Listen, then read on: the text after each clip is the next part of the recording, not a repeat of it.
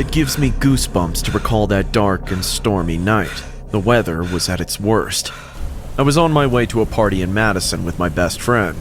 The weather forecasts called for severe thunderstorms, but we refused to miss our long-awaited trip. We all piled in my car for a 6-hour drive.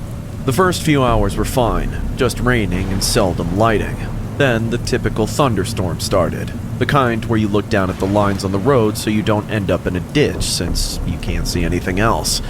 Once, when the lightning flashed, my friend Zen swore he saw a tornado in the cornfield in the distance. We finally gave up and pulled under a bridge until the rain let up enough for us to see. We waited 20 to 25 minutes and then drove a few miles through the storm. The rest of the trip was drizzle, and that post-thunderstorm fog made driving impossible. There were hardly any other cars on the interstate since most people were too smart to be out driving, which added to the creepy feeling. Luckily, we had found a little motel a 20-minute drive away that was dirt cheap. It was 3 stories tall and with no interior hallways. All the rooms were accessed from the outside. Unfortunately, the cheapest rooms were on the 3rd floor and the elevator needed to be in order. The owner had put up a signboard right next to it. Checking into the motel in the middle of the night was interesting. It was still foggy and drizzling out, but humid and hot. There were only 2 to 3 other cars in the damp parking lot. The only lights were from the lobby and the street lights. We walked inside and no one was at the desk. After ringing the bell for about 15 minutes without a response, we called the motel from my friend's cell phone. An older man answered and soon approached the desk from the back room. We tried to negotiate a first-floor room since they were not busy. He was a jerk, though, and kept saying, "They're booked." There were 2 to 3 other cars there. Indeed, some rooms on the first floor had to be available. Exhausted, we took our 3rd-floor room and prepared to drag our suitcases up 3 flights of outside stairs in the drizzle and heat.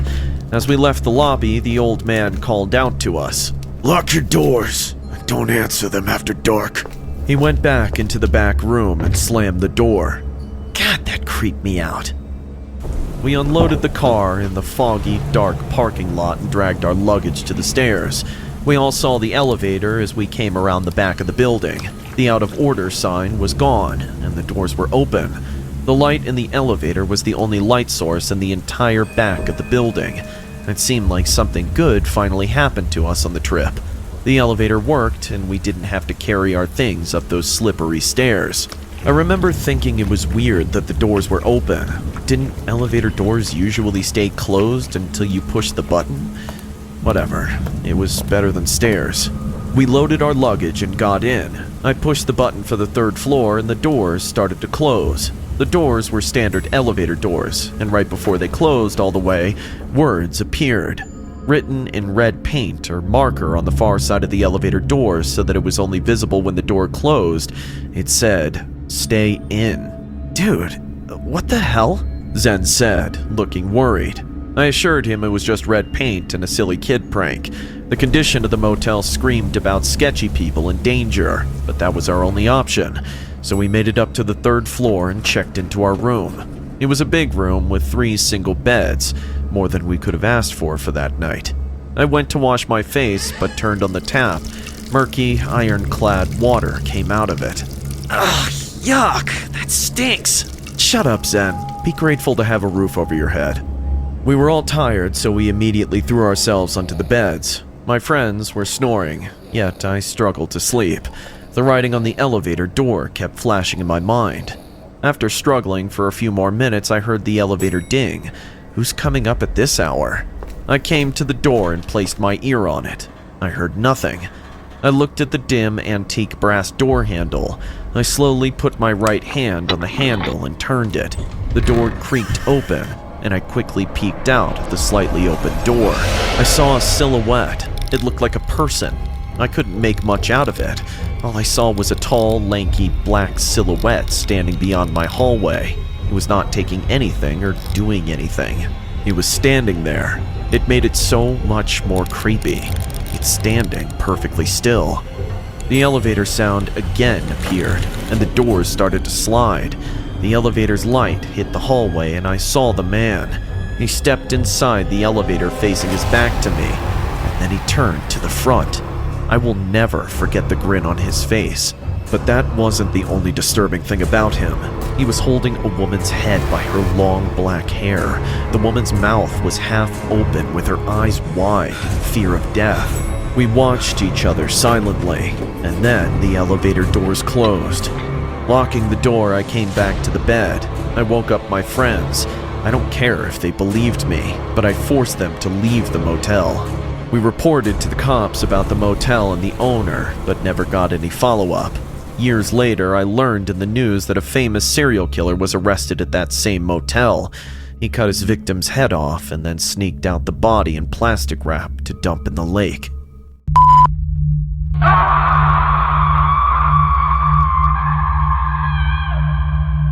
It's been roughly 18 hours since the elevator stopped, and I don't know what to do anymore. I was heading to my apartment on the 9th floor and got trapped in this hellhole. Several times, I've contacted the 24/7 service number printed on the inside of the elevator, but they're no help. Neither are my parents, nor the police. I got into the elevator on a Friday night, thinking this weekend will give me some more time to relax. I watched the number plates change. Everything was fine until the 6th floor, but right on the 7th, a sudden jerk took place. Ah! I grabbed the corner walls for support, and then the elevator stopped. It took a minute to realize I was stuck in an elevator, but once I did, I started panicking. I pressed the emergency button, but nothing happened. I checked my phone, which had no network. I looked at the CCTV camera and waved my hand. Hello? Help! The elevator's stuck! I sat down on the elevator floor. Worries started to hit me. Tomorrow is a Saturday. The cleaning guy took off for this weekend, which means he will be here on Monday morning. How am I gonna get out of this? I jumped and started banging my fists on the elevator door. Hello? Can anyone hear me? I'm stuck in here! Please help! The doors were so tightly closed that I couldn't hear any sound outside. Slowly, I started sweating. I began biting my nails while thinking of ways to escape this purgatory. The closed environment started to make me claustrophobic. I got rid of my tie and unbuttoned my shirt to breathe correctly. Wiping the sweat off my forehead, I sat down again. I don't have any food or water, and if no one comes to my rescue tonight, I might have to be here till Monday morning. I looked above and saw the vent. I tried jumping to reach the top of the elevator, but my height wasn't enough. I started sweating even more. I could hear my lungs rising higher and higher to catch a breath. I can't waste my energy like this. The feeling of being trapped inside an elevator gradually took over my mind. Am I gonna die in here? It's possible, right? The scarcity of oxygen and water can kill me, no doubt. It started getting so hot inside the elevator like someone had set a fire from the outside. I could feel my lips tremble, my feet were numb, and I started to pass out. I got onto my knees, holding my neck. I could feel someone was choking me. My vision went blurry, and I don't remember when I fainted. A high-pitched squeaking sound brought me back to my senses. I opened my eyes to see a pair of big black eyes staring back at me. My heart stopped as those eyes never blinked. Ah! I jumped in fear, moving straight to the other side of the elevator, and the mouse dropped from my chest. Jeez! Almost gave me a heart attack. My scream scared the mouse and it ran to the hole in the left corner and disappeared. But now I noticed the walls of the elevator. Something bizarre had started to happen to them. There was a big, damp-like mark on the elevator doors, and a hairy, stringy thing almost like a twig was poking out of it. I touched the damp with my fingers and a thick black liquid started dripping. The texture of the damp felt disgustingly squashy. What the hell is all this? And then again, I heard the squeaking sound. I thought the mouse was back, so I looked at the hole in the corner, but I didn't see it. I went close to the hole and tried to see what was on the opposite side. At first, it was only darkness.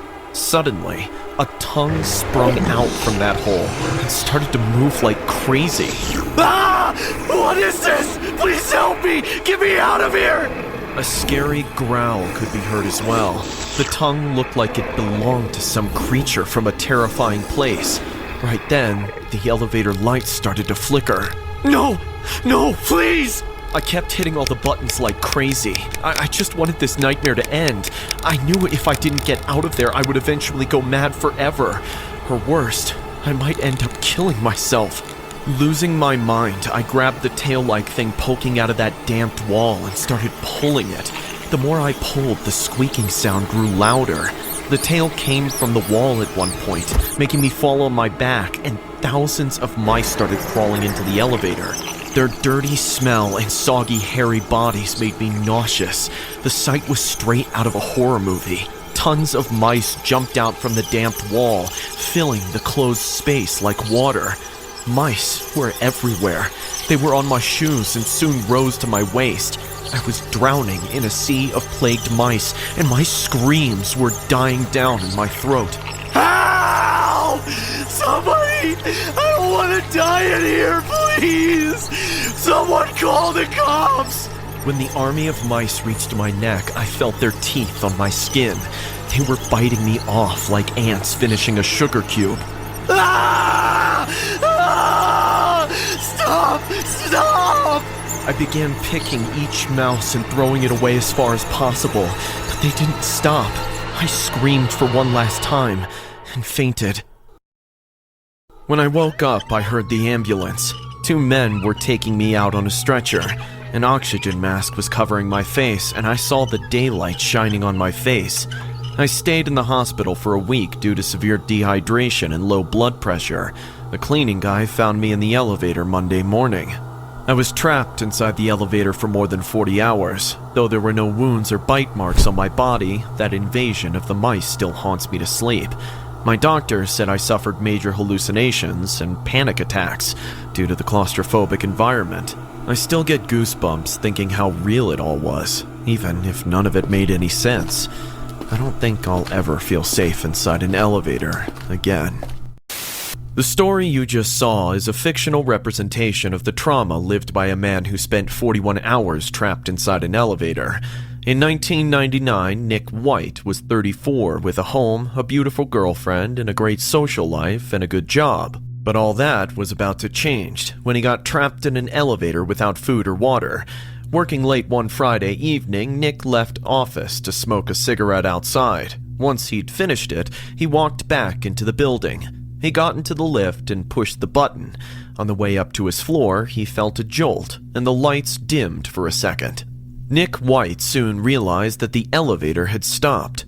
He rang the emergency bell, the first thing anyone would have done.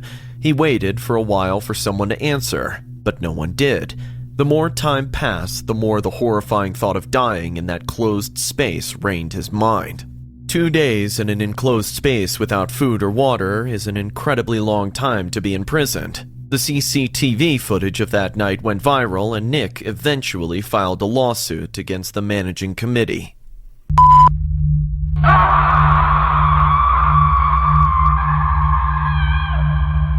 When I returned from work, I saw a cop car parked under my building. I went in and saw 2 cops talking to the landlord. They looked at me suspiciously and said, "We'll be back for more."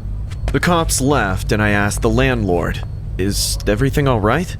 He scratched his head in confusion and gave me bizarre news. One of our tenants, named Marcus, went missing today. He was last seen taking the building elevator from the ground floor. His apartment was on the 9th, but before he could reach there, he just disappeared from within the elevator. I was so shocked to hear this that I couldn't grasp the landlord's words for a moment. "I was checking the elevator footage from last night. Marcus was inside the elevator till it hit the 6th floor, and then on the 7th, he was gone." "But how is that possible? It makes no sense." "I can show you the footage I have shown the cops." I went to his office and he showed me this clip of last night. Around 12:30, Marcus got into the elevator. The floors went one after the other, and the elevator suddenly stopped. The visuals suffered a few glitches and the screen went dark. After 3 seconds, the screen turned on, but Marcus wasn't there anymore. My apartment was on the 1st floor. Telling my landlord to keep updating me on this disappearance case of Marcus, I walked up the stairs. I noticed the normal-looking old elevator from the corner of my eye and felt shivers.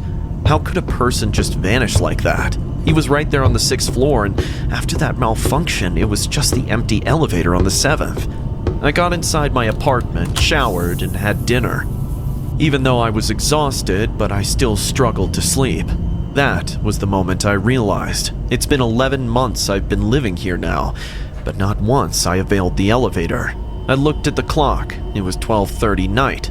Yesterday at this time, Marcus went missing. I never talked to Marcus much, not like he was a talker anyway. We mostly said hello whenever we came across each other in the lobby. He would smile awkwardly and walk away. I don't know what came over me, but I just couldn't stop thinking about this incident. Dragged down by my curiosity, I ended up leaving my apartment. I walked up to the elevator and pressed the 7th floor. The metal doors closed with a screeching sound and the number plate began to change, but the elevator functioned correctly this time. I reached the 7th floor without any trouble, which surprised me. Once I stepped into the lobby, I felt cold. I've never come to this floor. The lights on this floor flickered like crazy. Some were even burnt out, making it hard to see. I slowly walked up to Marcus's apartment. We came into this building the same day. While filling out the forms in the landlord's office, I remember seeing the number of his apartment, 16. I stopped outside the apartment. Using my phone's flashlight, I saw the door sealed with yellow tape. The cops must have searched his apartment.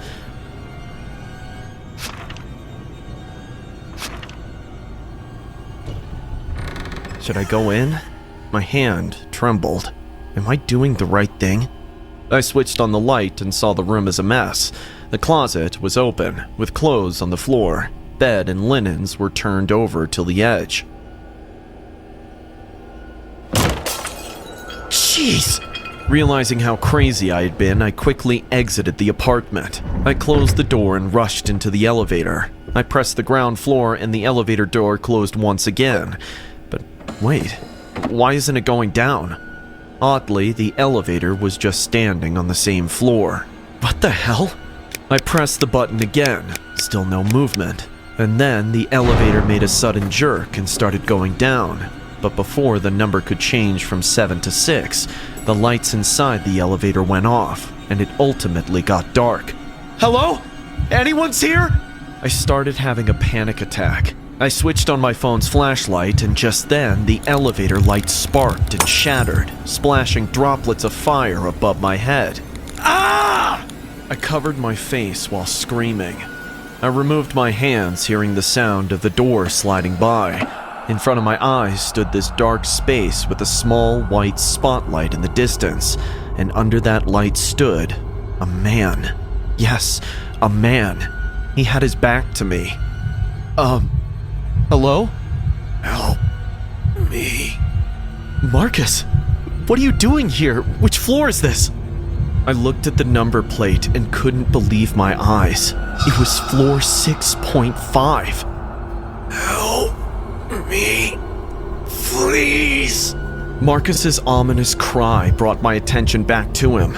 With shaking footsteps, I stepped out of the elevator. The floor beneath my bare feet was so cold. Marcus still had his back on me. Marcus, what's going on? You're scaring me now. Marcus! I took 2 steps ahead, and so did he. Is this guy crazy? I again took 2 steps, and Marcus did the same. I looked back at the elevator and felt Marcus's head turning as well. But the moment I looked at him again, I saw his back. He was mimicking my every move like a puppet. Stop it! Just turn around. What are you trying to... You must turn around! I turned around and holy smokes, Marcus was now standing right behind me, facing his back at me. I walked towards him screaming, "How did you get behind me so fast?" And he mimicked my footsteps again, walking straight inside the elevator. I stopped in fear as he turned around and said, "I'm sorry. There's no other way." No, wait!